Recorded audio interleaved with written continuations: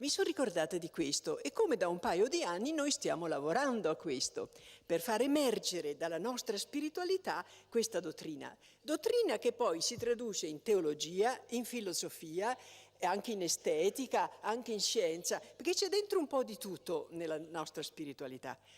E ho capito che da lì uscirà una dottrina che non è legata ad un ambiente culturale particolare, come Roma per esempio, ma è legata al carisma.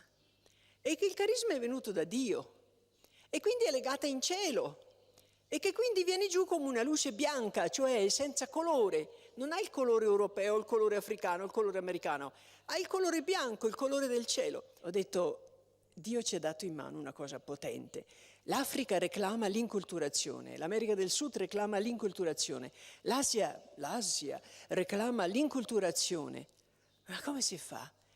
Che teologia viene fuori? Non si può mica mettere insieme solo i semi del verbo e fare una teologia. I semi del verbo sono espressioni, sono canzoni, sono poesie, ma messi insieme quelli non ti fanno l'intero messaggio cristiano. Qui occorre un messaggio cristiano intero che viene giù in certo modo dal cielo e che può essere dato a tutti i diversi popoli, a tutte le diverse culture, perché poi sentendolo proprio, perché non viene dagli uomini ma viene da Dio, sentendolo proprio lo possano vedere con gli occhi della loro cultura particolare. Prima di tutto ci siamo accorti che abbiamo un'arma strapotente per l'inculturazione, che vorrei dire è solamente nostra, perché noi abbiamo il carisma dell'unità, e cioè la capacità, se viviamo l'ideale sul serio, non in fretta e in furia, non facendo attività e basta, e non facendo, non so, dormendo, ma se si fa veramente, di farsi uno. Farsi uno, sai cosa significa?